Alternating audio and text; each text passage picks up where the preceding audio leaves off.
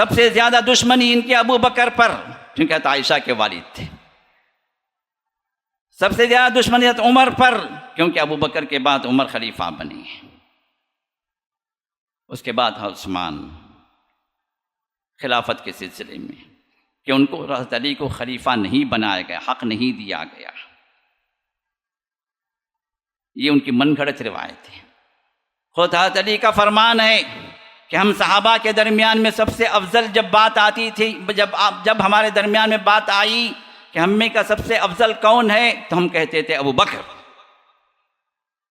اس کے بعد کون مرتبے والا ہے، تو ہم کہتے تھے عمر۔ اس کے بعد کون مرتبے والا ہے، جب بات آتی تو ہم کہتے عثمان۔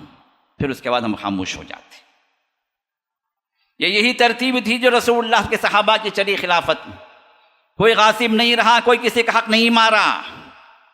یہ ان کی جھوٹی روایتیں جس طرح بیان کی جاتی ہیں، اور من گھڑت روایتوں کا تو ان کے پاس انبار لگا ہوا، کیونکہ ان کے پاس کیا ہے، روایت کی نہ کوئی سند ہے نہ کوئی چھان پٹک ہے۔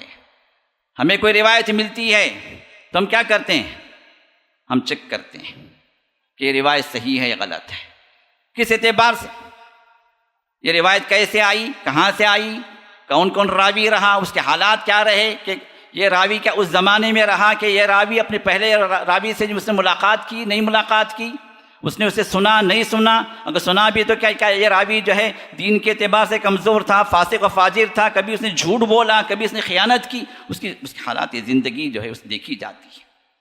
تو محدثین روایات کو چھان پھٹکنے کے بعد کہتے ہیں کہ یہ روایت صحیح ہے، یہ روایت ضعیف ہے، یہ روایت جو کمزور ہے، یہ روایت جھوٹی ہے۔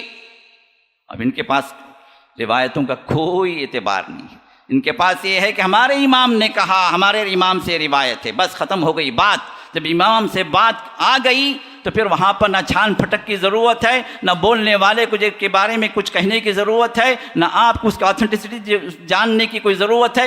امام سے ہم نے روایت کیا ہے، بس ختم ہو گیا۔ ان کا ذاکر، ان کا یہ جھوٹا کذاب دجال جو بیٹھا ہوا، جو اپنے منبر پر کہتا ہے کہ یہ ہمارے امام سے روایت ہے، تو کسی کی ہمت نہیں ہوتی کہ وہ پوچھے کہ کہاں سے روایت ملی تمہیں۔ یہ من گھڑت روایتیں چلتی ہیں صحابہ کے خلاف، یہ من گھڑت روایتیں چلتی ہیں قرآن اور حدیث کے خلاف، یہ من گھڑت روایتیں چلتی ہیں ابو بکر و عمر و عائشہ کے خلاف۔ اور ہم چونکہ ہمارا دوست ہے کوئی شیعہ، تو ہم اس کی باتوں کو مانتے ہیں، اس کی باتوں کا اعتبار کرتے ہیں، اور رب کے کلام کو ہم چھوڑ دیتے ہیں، نبی کے فرمان کو ہم چھوڑ دیتے ہیں۔